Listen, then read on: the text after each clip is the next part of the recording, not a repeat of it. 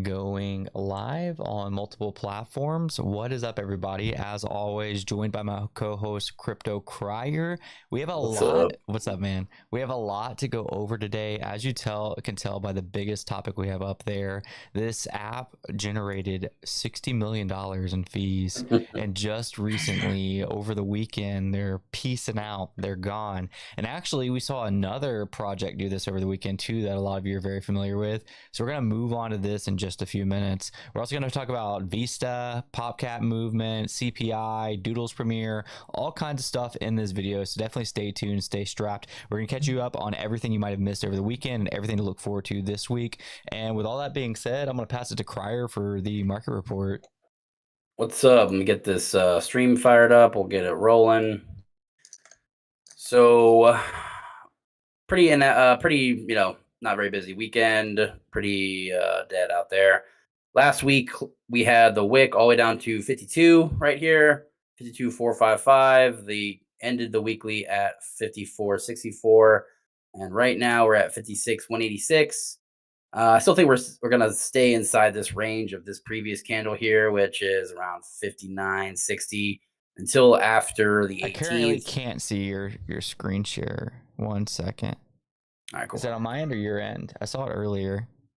I just hit it again, so you probably got to click it Huh. on Discord. Oh. Did I? Oh well, we'll just run it. Just run it as is. All right, cool. Let me just try. Did I did it through? Oh, let me see it. Yeah, I did it in your screen. Okay. Let's see. Let me try one. Pop it up again. We're just kind of having all kinds of tech All right. issues today. No biggie. We'll just, I mean, you don't really need to see it anyway. So we're just, we had a low of 50 to 287, like I said last week, currently at 56. The previous wick of the top of the candle is 59.4. And the previous week high was 64. So pretty much staying inside that 64 range, I would say considered to be continuation of crab, breaking out of that 64. And I think we're bullish after breaking out of 67.8. So if I don't think that's going to happen anytime soon, I still think we have the rest of September to kind of unfold. Historically, September is a terrible month, just historically in Bitcoin and just general in markets. It's not a good trading month unless you're buying. So if you're holding, you go down a bunch generally, and then if you're buying, it's the best year over year return month. So if you're buying in September, holding for a full year, you usually do pretty well, especially in a election year, which coincides with the halving year. So we did talk about that last time we were on the stream, or a little bit, maybe 2 times ago. But my opinion is, continuation of this. We 51 147 is kind of like where my essentially like midline um, for these larger movements over the weekly. So we'll see what happens. And the bottom of that range is like a standard deviation away, which is very hard to reach, is, like the 40s. So I've seen a couple people calling for that. I personally don't think we're going to get that. I think that 49.4 is still the low. And until proven otherwise is pretty hard to break. We just had an insane move in that week, all the way down to 49 in the week of August 5th, all the way back up to 58 to close that week. So I still think that it's a $10,000 move. I think there is buyers in that lower price range. So we'll see what happens there. ETH at 23.43. It's hit this line that I've been talking about since I have a trend line drawn literally since June 22.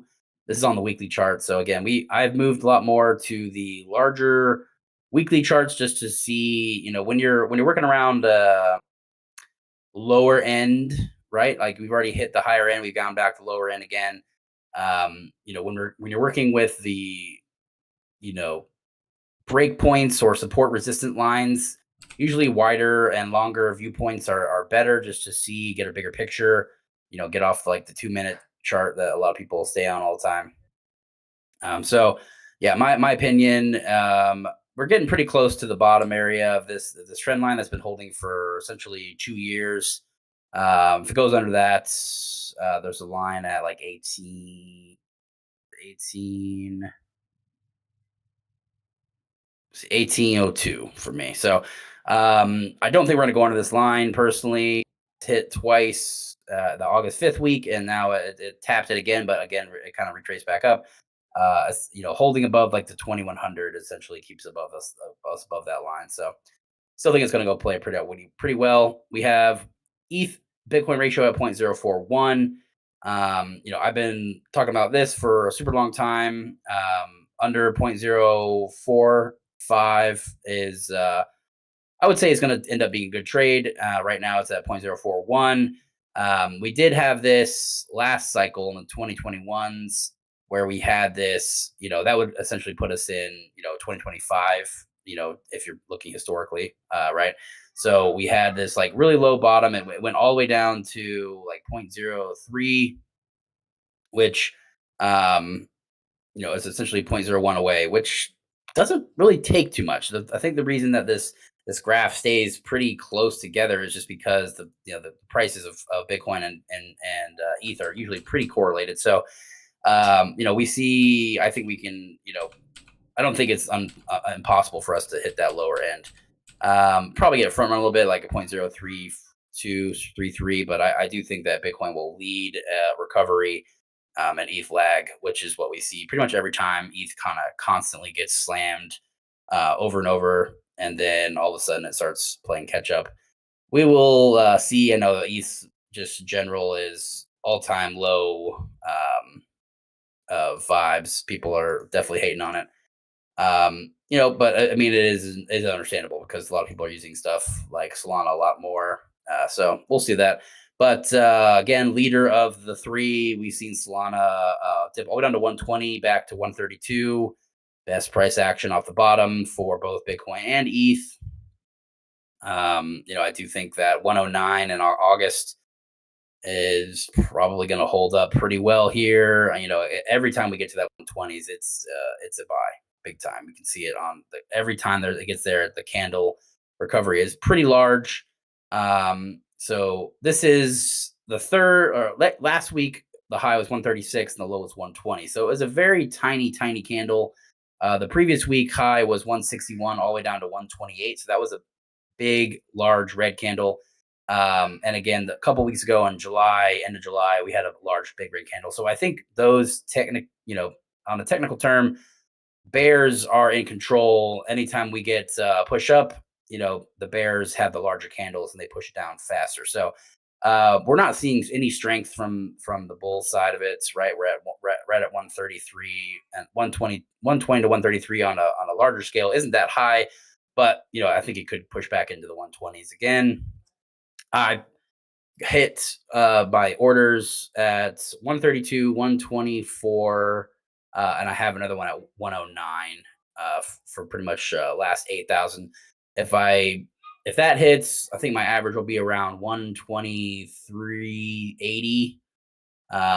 Right now it's at 124.7 for 85,000. So that last one will put me up to like 93,000 at 123 average. So we'll see what happens, but I'm looking forward to the next couple months here because I think these are the lower ends. But yeah. Heck yeah, man. That was a good report. I was trying to keep you on screen and I'm just having so much difficulty today. It's just like not meant to be, man. But I hope everybody that's watching this is patient with what you're seeing. And honestly, what you're hearing is a lot more important than seeing Cryer's face. So yeah. Just realize that. I'm sitting here struggling with this setup today. Never had a problem with it in the past. All right. So if you want to just a recount here, this is here, guys. Buy the dip. Yeah, buy the dip. Buy the September dip, and get off Frentech while you still can. We're gonna get into that in just a second. I do want to. Yeah, hopefully you've been off Frentech because that was. Yeah, Frentech was rough, man. There's not really another way to paint it. The word for it, for sure. It was pretty dang rough, and like I said, I'm trying to add you. I don't know what's going on. I don't think I've had this happen like this in a long time. What's the issue? It's just I just can't get you on screen, and it's like no matter what I'm trying to use to capture it, it's just not popping up. But Yeah, I do want to talk about while I'm still trying to work on this. I do want to talk about Frentech. So Yeah, for sure. I'll go ahead and pull up just kind of the latest on that, so people can bear with us. So Frentech posted over the weekend, admin and ownership parameters have been set to 0x00 to prevent any changes to their fees or functionality in the future. This change does not affect the separate web client operated of Frentech, which will continue to function as is. No fees from either smart contracts or Frentech currently go to the dev team. So essentially what they're saying is like we're not, They've abandoned it. They've yeah, abandoned my child. we're not involved with this anymore. Peace out, which is exactly what Decentralized also did over the weekend, but I'll go into that in a bit. But what's important to note about Frentech is this was a great write up. This is an excellent rug by the developers and Paradigm. For those who are unaware, the entire hype around Frentech started and persisted precisely because of the investments of Paradigm. It was solely this that allowed the devs to collect $60 million in fees over the year. Later, Paradigm tactfully exited, declining their allocation and generously donating everything to the community. Now the devs have abandoned the project. So after TGG, it just goes on and on. So yeah, essentially, Yeah, they donated everything to the project, which was $60 million. And everyone's like, oh, hell yeah. But then they just obliterated the token price so that yeah, they collected 44 million. dude, honestly insane. And yeah, like what are they thinking? Like how could the developers not be involved with with a social app anymore and you expect it to succeed? It's like the way they worded it was like leaving room for it to continue on, right? Like Yeah, almost like a yeah. community takeover. We're gonna leave it in your Yeah, hands. But like, CTO, bro. yeah, CTO this thing. but this is like a social fi app, man. Like this is like the developers of Twitter leaving and saying, all right, well, hope you guys, Look, enjoy fix Twitter. it. Yeah. I don't know. I feel Nuts. like there'll probably be some good I feel like people probably come in and probably fix that. What do you think? Probably Y- some weird shit would happen. I don't know. That would definitely be definitely weird. Yeah, I don't know, man. I just know this entire like thing is odd to say the least. Yeah, I mean the price token high, I believe was let's do this just the daily candle because it was I think it was like $3, like 280 was the daily high, and right now it's at 6 cents. So just absolutely drove it just directly into the ground. I mean, it is pretty insane too because we had like it was just never like a good app. Like there's so many social fi apps that are kind of kicking around. We have like I mean I think Farcaster, I think Arena, I think both of those have done a much better job at least of like keeping up development and like keeping users. I know Farcaster recently had a drop. I think that was reported. It was like a 93 or 94% drop in daily active users, which again I think we see a lot with all these social fi apps, just because a social fi app is only as good as the users, right? Like that's how it always has been. It's always how it always will be. I mean, we saw like stuff like Facebook, going in. People it didn't break that usefulness until it was reaching billions of people, right? Where you can talk to anybody at any time. Um, so like again, I do think that this is the main issue with all these. Then the apps that come out, how many new social apps have we had that actually persisted into like the mind share of everybody, right? I mean, very few. I mean, I Yep. think TikTok is the only one I can think of beside, in the past while, right? Like it was Facebook and Instagram and Twitter, and then TikTok is the only one that's been able to like break in. So I mean, it's tough, but I will say, I mean, this one was just fucking atrocious from the beginning. There was never anything of benefit that came out of that. I agree. It was very like this is very gamified since the beginning. Like it was very like Oh let yeah, me see how high I can pump my let's just price. turn your friends into shit coins is what that's Yeah, frequently. and do very gimmicky Ponzi scheme style things in order to like pump the price. And that's With like monstrous fees. It was 10% per trade on them, yeah, that's insane. So which is they raised nuts. 60 million from those fees alone, which is crazy. The price is just done, dude. I remember influencers talking about this price going to a lot of money. Like Yeah, $20 a 10 dollars, token. Yeah, $20 for yeah, sure. $20 a token. And right now the current price per token is 6 cents. Oh yeah, baby. But I mean, also, we said $60 million fees. That was collected in like realistically like a month. I think it was like mid August of last year through November of the 2023, And essentially, there was like a week in September where they literally captured $10 million in fees. So I mean, more likely it took like 2 months to collect most like 90% of the fees, which is insane. That is insane. We did have a comment. It didn't come through. They said thoughts on wrecked plebs. I've never even heard of that before. So it's from TikTok too. We got that might be our first ever like comment from TikTok. I didn't think TikTok even cared about this kind of stuff. We got one. Ayo, got one new follower on TikTok. Let's go. Wrecked plebs. I've also never heard of wrecked plebs. I'll look it up later. Yeah, I haven't heard of it either. That's usually not a great sign. Well, what is a great sign is I talked about buying a bunch of stuff like a week and a half ago, and Yaba roasted the heck out of me, and I'm not doing too bad, man. The Brainlet buy that I did, I'm up. This is a little inaccurate because I've already made successful trades on it, but I'm up 37%. I bought like pretty much the bottom of Brainlet, like the local bottom. Like I bought at 17 mil, and it really hasn't went below 17 mil since I bought, like even close. Yeah. Honestly, are you watching my screen? Dude, this is honestly like an insane buy. Like I didn't realize it. It's like I literally bought the bottom of this like since. Yeah, I bought it at 17.1, and I think it might have touched like barely beneath that. Wrong person. So yeah, I'm up on Brainlet. Where is it? That dip? Yeah. So you see where it says average price? Yeah. This is my buy. Yeah. I bought right here. Is this like the 40-second chart or something? This is 1 month. 1 month. That's the monthly chart? Yeah. No way. Yeah, 1 month. No, you're full of shit. No, it's only been out for a month. What are you talking about? Brainlet? No, dude, it's been came out in August. No, Brainlet came out before that. No, I'm about to look. All right, we're looking up right now. That's not the monthly chart. There's no fucking way. That is the monthly chart, dude. It says 1 month on it. It's 1 minute. Unless BullX is tripping. No, it's not 1 minute. It's BullX. No, dude. It says the 1 minute. I'm literally looking at the top corner. It says 1 minute. 1 month. It says 1 month. Oh, it's been out for a month. That is 1 minute. You're right. It'll be one candle. You're losing your mind, bro. Still bought bottom, regardless. Damn. Yeah, it's because you're on the minute chart. It's been out for a month. You're right. No. But and then PopCat. No, it's a good price. It's a good price. PopCat popped off. 1 minute. There you go. I bought more of PopCat than I did Brainlet, and currently pushing 600 mil. I didn't buy on this account, bought on another account, but I did make all these buys public when I bought them. And yeah, it's PopCat's looking pretty good. Price. Would you buy like 57? Yeah, no, it's probably like closer to like 550, so it's up a little bit on that. I haven't really looked at the other memes, but like, I mean, honestly, memes are looking pretty good.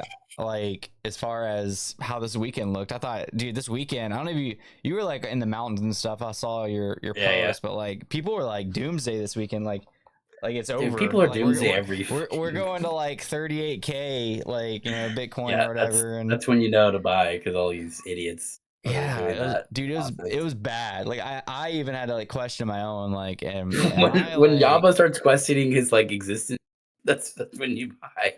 Bro, it was rough, but yeah, I don't know, man. Let's go into something a little deeper besides memes. Like I know the CPI is coming up. Like, what's your thoughts on that? I mean, we've had it where it's just been like under printing the essentially the estimate, right? So it's usually a good thing. Usually, if we start getting better, inflation data, that means that they can cut, right? So essentially the economy has cooled off enough to where that essentially that we can continue to cut rates and trying to get it back to the normal, right? So we're at 5.5. They want the best that they want to strive to is always the 2%. So we have essentially 300 basis points to cut, and we'll see what actually happens. I've seen a lot of like for a minute there, people were saying that expected is 50. I really don't think that's going to happen. I think it's going to be a 25%, which is 0.25% cut, which is not very much, right? They want to keep it. The biggest issue that they don't want to see, right? Essentially what happens, why they, constantly are talking about it and why they're always raising information is we saw this in the 80s, where 70s and 80s, we had a huge spell of a massive, massive inflation. I'm sure your parents always talk about it, where essentially inflation was 20%. And that one of the biggest issues there was they started cutting rates too early, and then the inflation we couldn't actually weren't getting it under control, right? So that's kind of I saw a ridiculous layover. Let me find it again of data, but right now it looks exactly like how it did in the in the 80s and 70s. Right now, we had this massive wave up, correction. Percentage wise, this is when they started cutting rates. Now, essentially, is when they started doing, and then it had like 8 years of runaway, like what they call stagflation, which just means that the economy just kind of stagnates. Um, I still don't think that is gonna play out here. I feel a lot of doomsdayers has been talking about that. Um, just based on the fact that it fit well, but there's just too much innovation going on right now, especially with like AI and stuff like that. I really don't think that we'll see a downturn in economic growth.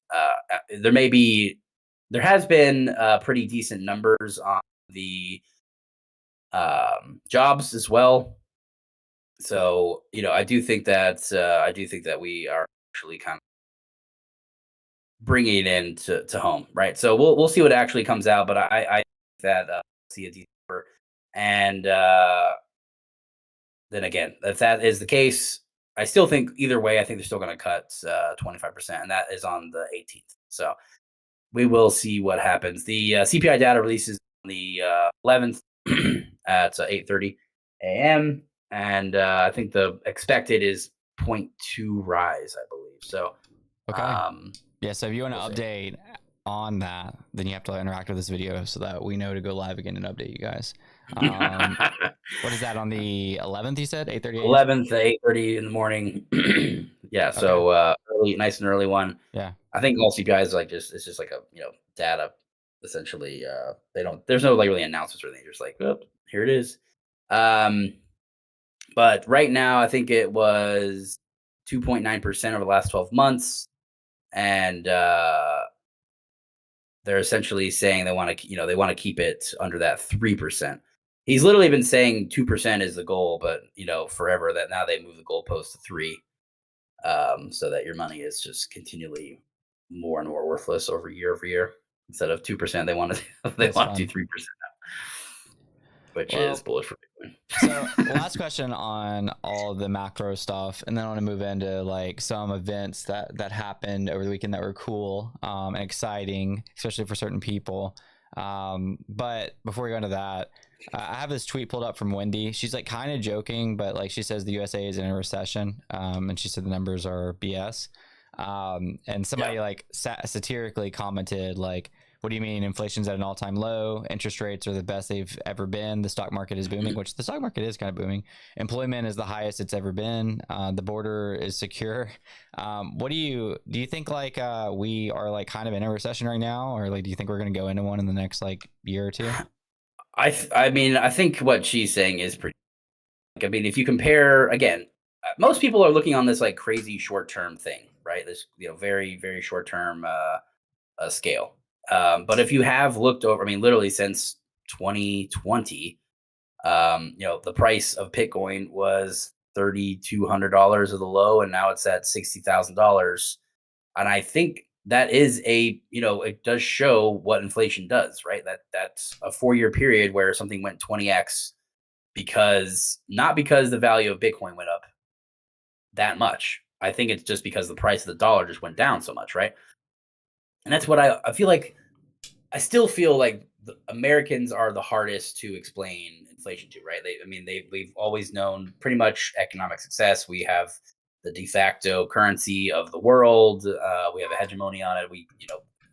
It's something that is constantly, everything is valued in our units, right? When you go to a country that is not like that, right? You go to Venezuela, you go to all these countries that experience like this hyperinflation problem.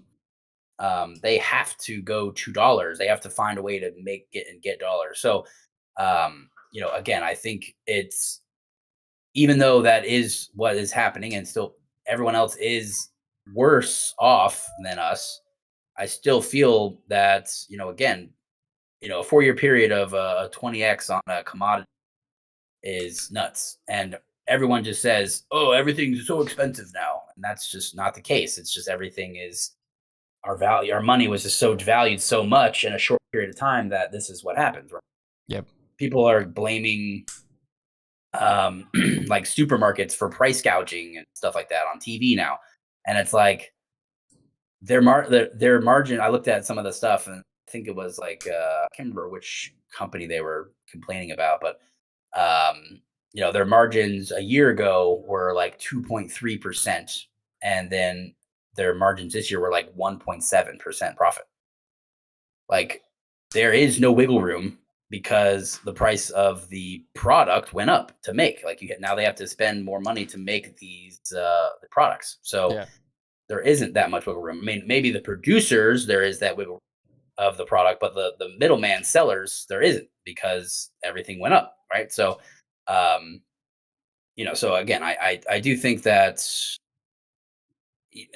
I think the technical term recession has probably happened, but I still think, I mean, again, like the numbers are so inflated and conflated. I mean, what the fuck even matters anymore, right? I mean, how much trillions of dollars in debt do we have to get before you know it's considered an inflation or not? I mean, we have a negative net balance of more money than that exists. We have a negative balance of what, like 35 Yeah, trillion. 35 trillion. Something like that. It's crazy. So I mean, I don't know, man. I don't if understand if your bank balance was negative $40,000 and you're bringing in not enough money, would you consider that a recession for you? You know what I mean? I mean, for me, Like, no, because I'm just printing more money, right? Like, yeah, out of yeah, I'll just make more. Yeah, I don't understand how people like see that things are more expensive and complain about it all the time. yeah, that's all everyone says. I'm just like, and don't my mom says it so understand. much. Yeah, and they don't understand the underlying reason why. Like, it doesn't make sense to me. Like, and then those are the same people that are like, crypto is a scam, Bitcoin is stupid, it's full of like whatever. Like, do you not realize that the currency that you are exchanging day to day is hyperinflated and being printed and like is manipulated and is backed by what? Like, I don't know, like it backed by bullets. Backed by bullets. Like, it doesn't. TikTok's probably. I'm not gonna say it. Banned. Stop! Stop! Every time I even like think about like banned, like I'm usually banned again. But it's like, how do you not get this? Like, I don't know, man. Like, and thankfully, like even my dad understands it pretty well now. Like, he's not like huge Bitcoin bull or anything like that, but he's like, he understands the fact that the government's printing money, that money is becoming less valuable, and that we're $35 trillion in debt, and then like, what's the solution to this and stuff like that. Like, he understands that. But a lot of people just complain off the basis of complaining, and like, I don't like, what do they think? Do they think that like movie theaters are just making more by charging $25 a ticket than they were for charging like $5 a ticket? Like, do they think like that's where the profit's going? Like, do they, I don't know. Maybe I'm like a little naive because I own a coffee shop. Fun fact for those that don't know, they're watching this, and like, I just know from the wholesale end that like prices went up. I buy milk to make lattes. And granted, milk, like you could argue like, oh, the stores are gouging you, but I buy beans, right? Like, direct, not coffee beans that are roasted. I buy beans from other countries. The import cost has went up. The process has went up. The shipment has went up. So it's like, what other choice do I have than to try to keep even a close margin and go up? Like, and all of that went up because the dollar's worth less. It's just, I don't know. Yeah, especially on the import and export, right? I mean, obviously, that's, people are like, no, your value is less. If like on, currency exchanges, no, the dollar, the DXY, I mean, we didn't talk about it today. I can bring it up here. DXY is at 101, which is, on the last time it was around here was February of let's see, we hit this July of 2023, but before that, the previous time we were here was April of 2022, and before that it was March 2020. Um, and the low that we've had in the past couple of years. I mean, 2008 we 70 DXY, which is just like the dollar, that was like the recession then. But right before that, we were at our current numbers, which is, we hit like 115, which we did in September of 2022. We hit it a couple times there. We hit it a couple times here, and now we're slowly, going down. And that's, 02 through 04 down to 8, and I think we're probably similar on the trajectory to that because we're at really high inflation rates. We have to cut them. We have to increase spending to kickstart our economy, or we actually are going to go into more of a recession, right? I mean, that's definitely not, it can definitely happen, right? I mean, these, no, again, like I agree with what Wendy's saying, where a lot of the numbers, fudged and messed up just because, I mean, who even knows what metric they're pulling from? I mean, everyone says like, "Oh, CPI is, it's not that high." It's like, yeah, well, then why is everything I buy, 50% more than it used to be? Yep. You know, because the grocery stores are making more off of you. Yeah, because the grocery stores are just killing it, bro, with their down numbers. I mean, I mean, and then again, like national debt right now, $35.3 trillion.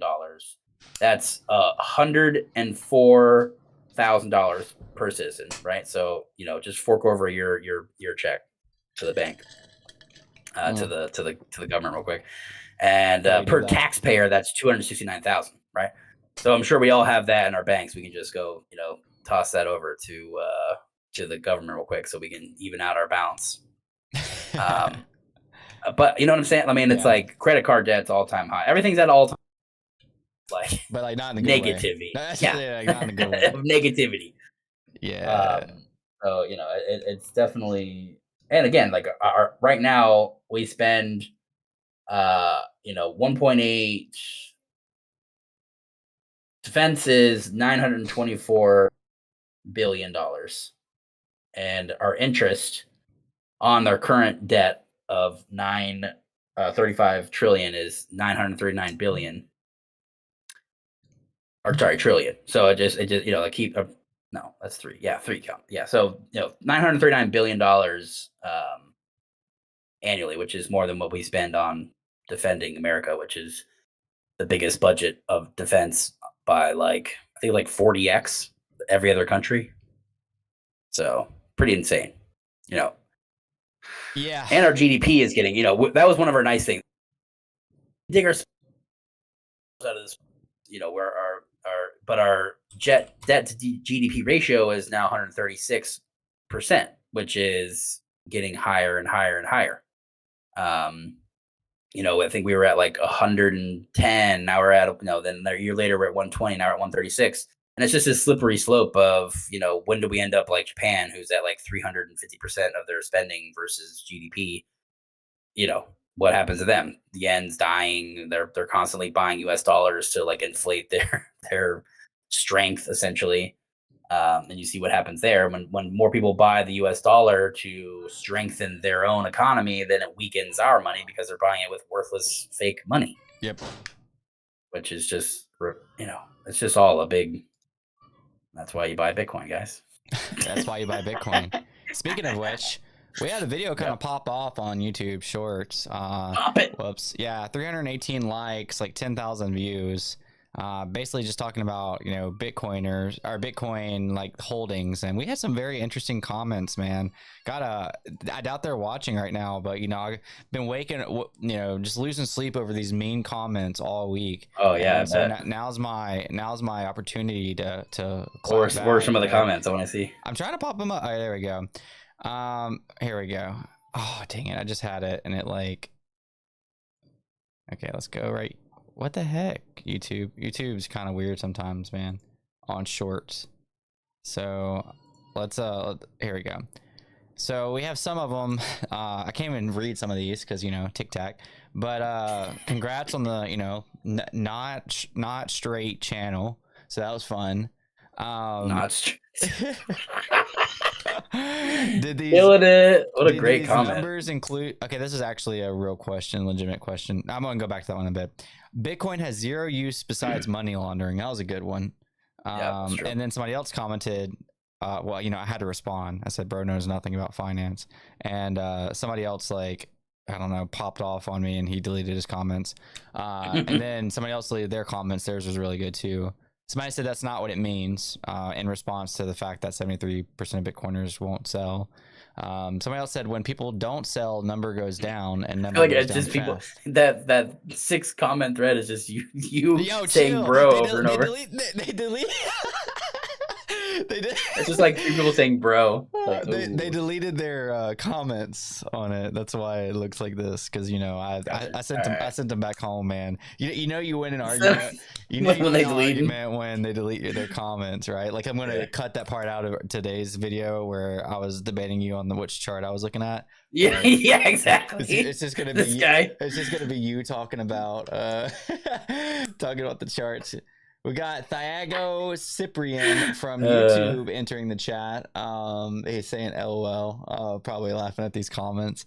Laughing at you trying to get out of that 1 minute to right. Man, Little M is minute, the big M is month. I'm just gonna blame the fact that we had a total And now technical we have breakdown. 2 parts you got to cut now. But yeah, somebody else said, did these numbers include people who use Bitcoin as a currency instead of an investment? I mean, yeah, they include everything and lost wallets. Yeah. Yeah, like of Does course. it includes the most likely above 20 Yeah. loss. So Yeah, it's forever. crazy.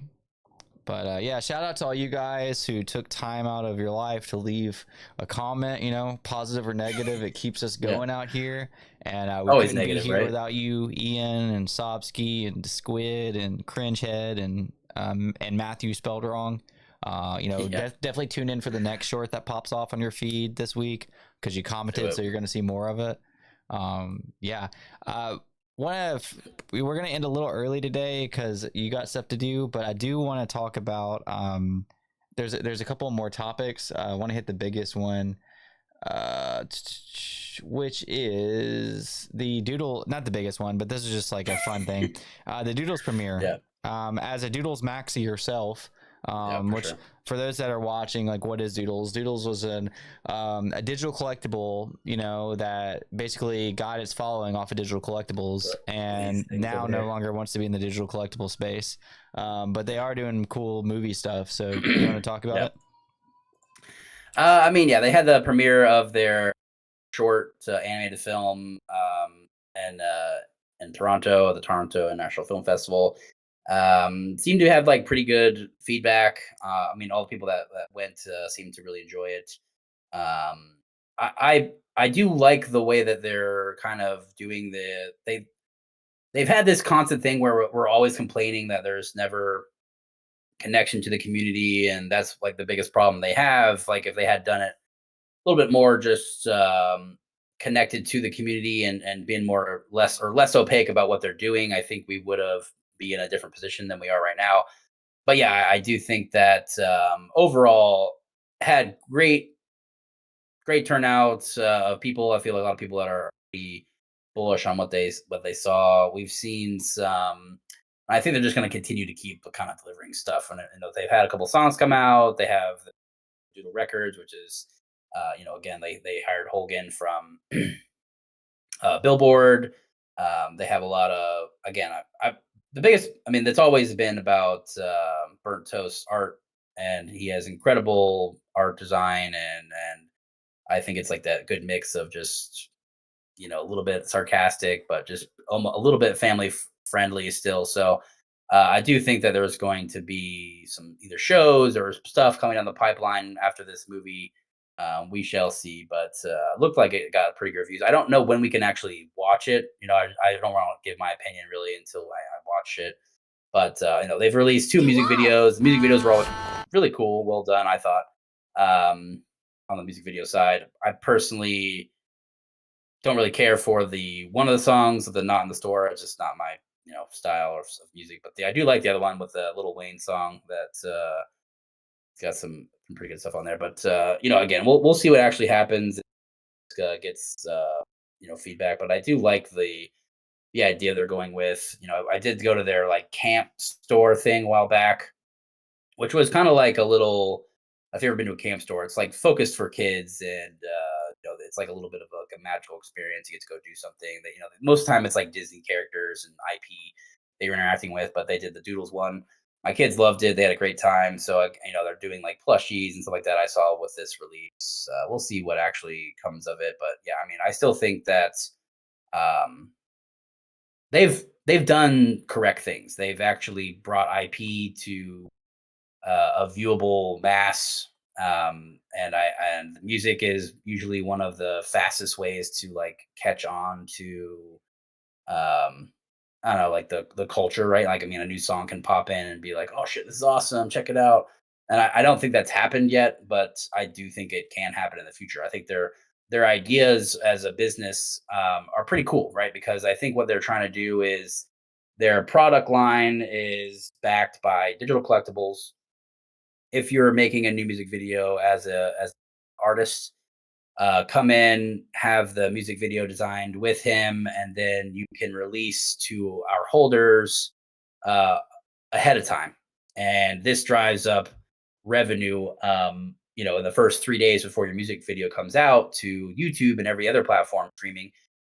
You can make a little bit of money off of your essentially your diehard fans, right? So they had the two songs launch. They had like a little box sell with like Adidas, or you could buy collectibles with it. They were like $4 a piece, which is not very much. You got access to see the little video, the music video early, blah blah blah. That turned into essentially, I think it was like 60 million views of worth of revenue on YouTube or something like that. So I mean, that does translate. I mean, that's a lot of views, right? So it is a little bit of a jump start on the revenue stream, and it's only it only takes 3 days for them to give your holders a little bit of a not your holders, but just your diehard fans a little bit of a chance. Now, I think that kind of both sides, right? Like the artists get to get a little bit more money. That's directly to them versus they got to go to Spotify, get 100 million views, and then you get paid later. This is more like direct to consumer on the music side. So I do think that's a interesting mechanic, and I think it will do well, especially if they gain traction. But I think the biggest thing is always the same thing. How does this benefit the holders of the original Doodle collection? And it's still pretty much nothing, right? So it's a double-edged sword where you have this product that is doing well. Again, as Doodle holders, you were kind of said a bunch of things that didn't really pan out, and but again, as a holder myself, I like what they've done. I think it's a really good idea. I think it's just always this constant battle of people who had them originally and now the changes are all great, but yeah, I do think that you know we'd like to see this continue and still grow, and but we'll see. Yeah, man. I think that's the $1 million question of, and I'm sure it's kind of figured out, and there's not one way to the answer, but of how this all, not how it benefits holders, like it's kind of obvious like how it would benefit holders, but how it justifies, like, let's say, like the price The price, entry yeah, of benefiting said holders. And that's something that Pudgies is working on. Doodles, the company I work for, Pizza Ninjas, we're big on IP. That's actually one of our biggest focuses is IP. I just posted a clip today about Trevor talking about it. I actually kind of want to play that real quick because it talks about like how strong IP can be. It's only like yeah, 30 seconds. Let me play this real quick. There are massive markets to disrupt in IP. I mean, look at Disney. They make 30 billion a year just from Disneyland, just from their theme parks, let alone, decades worth of IPs. Even the video game industry, Nintendo, the Pokemon company doesn't make games, doesn't make toys. It just holds the IP and then they farm it out to these different partnerships that commercialize it. And a game like Niantic's Pokemon Go was originally a different game that couldn't get off the ground. And then all they did was they add the Pokemon IP to it, and boom, it's 500 million users in 3 months. One of the fastest growing apps of all it's time, true. and generating 70 million a month in revenue. there are massive. So yeah, everything he's saying is just like the possibilities for IP is there. And by the way, that game I downloaded on the first day, it was like a Harry Potter game before it was a before it was a Pokemon game. It might have been even something before that, or maybe there's a Harry Potter game like that, but with Niantic. Yeah, I remember Harry that. Potter Go. Yeah, Harry Potter Go. But yeah, all that to say, like we're trying to do the same thing with Pizza Ninjas. Obviously, Pudgy Ninja Go? Penguins. No, just like IP expansion and taking it seriously Yeah, and making it make sense. And I definitely agree. It was a very astute points he's making again, where the all the IP that we enjoy is owned by like 3 companies. You know what I mean? Like, all the Marvel shit, everything that everyone really actually likes, fantasy IP type realm. That's not a book. It's music, videos and games and stuff like that. It's probably less than 10 people. 10 owners of those. Corey Hooper said, is the main goal to make a huge amount of money? I'm assuming I guess it depends on from what perspective. Like, what would you assume he's asking about? Like, the reason you would. He just said, is the main goal to make a huge amount of money? Is he you think that's assuming like talking about just general projects expanding IP? Like, I mean, if that's that's the goal of all these businesses. Yeah, for sure. Make a lot of money and let that trickle down the holders somehow, some way. Or okay, he said, or is there a better way to spread wealth and find better practice with IPs? I mean, I think that was the kind of what I think Web3 has been trying, right? I mean, again, it's literally we're a brand new system of kind of like IP development. I mean, literally, the first one ever is the CryptoPunk, which is like, what is it like? I think it was 2018, right? So, I mean, this is 6 years old technology that's I don't think is interrupting or disrupting anything yet, just because it's brand new, and we haven't found that like product market fit. And again, I think Doodles is doing a really good job on the side of like pushing what Web3 kind of represents, right? Again, like we've seen, I still think it's like, Pudgies and Doodles really are doing what they said they're going to do, in the sense that they're making IP, and it's a new IP and it's something new, and they are tying it to a group of internet enjoyers, right? I mean, I think that's the biggest thing. The biggest fan base is the crypto users. I think that they are a huge marketing arm. I think Pudgy's done a lot better on that side of the thing, right? But I still think Doodles is doing that. They've got a new dedicated user base that is, doesn't really care about the price, right? They just are holders. And I think just because they love it, right? And I think that's where I think ultimately that's probably where the more success comes from, right? They don't give a fuck about what the price of these are. They just literally like, I don't care, I'm a doodle. And it goes along with someone spending like 10 grand to be like a doodle, like a Disney 100 maxi or whatever. Yeah, exactly. They don't give a crap about the price of it. They're just like, I just really love this stuff. So I mean, I think that's actually. So if the company is making a lot of money, then you would assume that there's there could be incentives or reward for holders. And I think Pudgy Penguins kind of alluded to this. I saw your post about it. You might have actually been the one that showed, like, indirectly showed me, which was that they're introducing like it's a token that you can't sell. Yeah, it's called a Soulbound token, but it's if you hold it for 1,000 days, you get rewarded. And they wrote a thread on it, but they didn't really go into detail what it is. But I mean, let's like think future here and speculate. Like, if they are generating a lot of revenue, why would they not like send, like, they're getting your information? Like, literally, they're getting, like, they even put in here like fair warning. You're gonna have to, like, put in your information, like shipping and stuff like that. But like, what stops them from sending you like really, really cool or bigger stuff? And like, not only that too, just think of the indirect, like directly from them. Yeah, we can get like, I'm sure we'll get like cool. I interviewed Luca maybe like 6 months ago, maybe a little bit longer, maybe like 7 or 8 months ago. He was always talking about how, like, at the end of the day, we have to essentially make 4,000 different SKU'd products, SKUs products, like, just like, and that just means that over that time, the amount of holders that we have that are actually interested in getting their IP made into something is around 4,000 to 4,500 users. So every time that they make a new product, they have 2 different seasons. They have, if it's in one of their games that they're making, it's one of their plushies, or it's in one of their shorts, or it's in that's their methodology, and it's just giving back the small royalty fees that they collect, and they're still going to be making a bunch of money.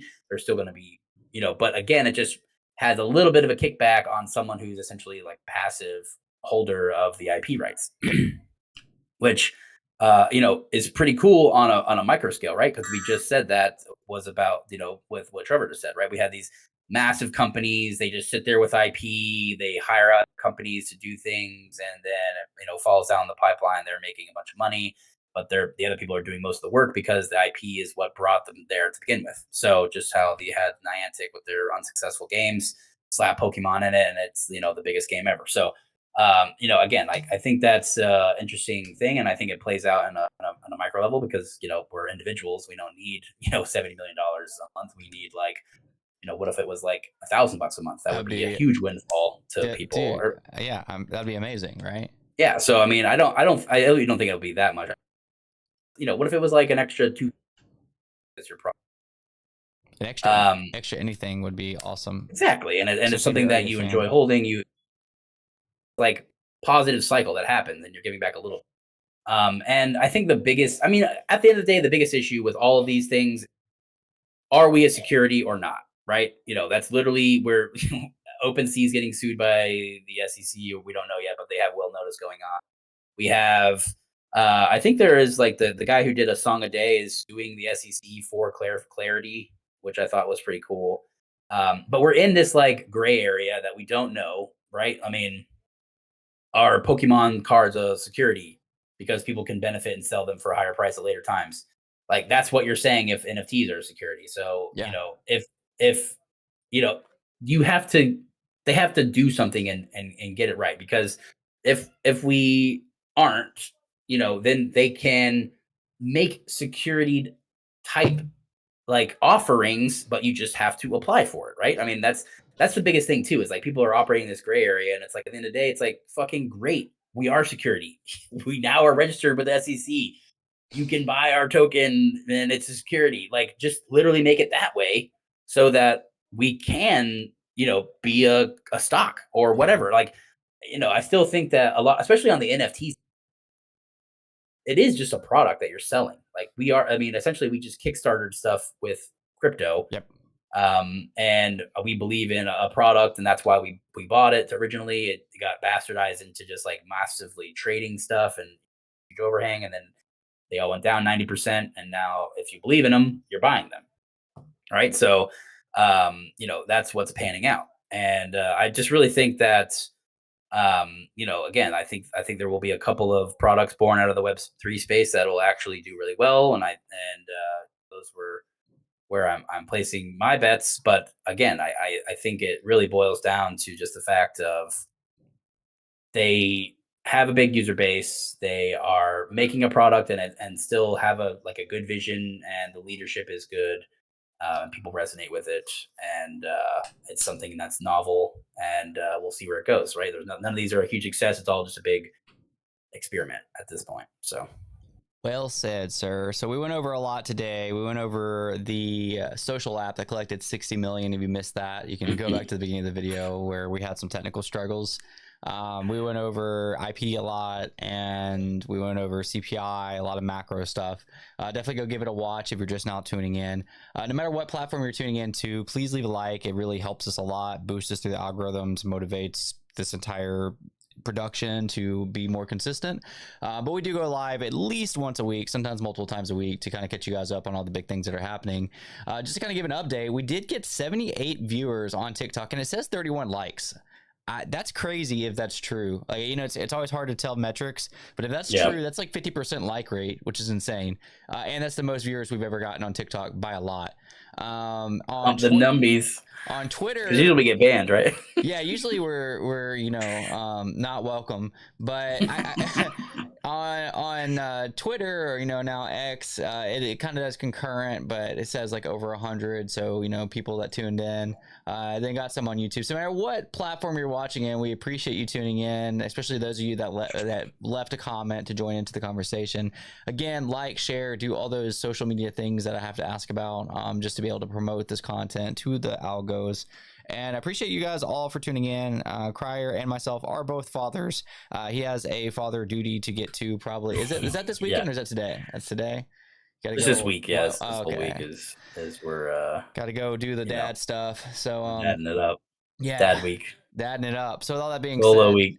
Appreciate all you guys for tuning in on this rather slow Monday, but there was still a lot to be discussed. Hope to see you guys next time, and hope everybody has a great day. Alfredo Lopez got in here with the LFG. Been watching from minute 1. Dude, he listened to you this entire. Man, I couldn't imagine listening to Crier for 55 minutes. Wow. Yeah, shout out to Alfredo. Wish this was the Arena app. I would send you some meme coins right now.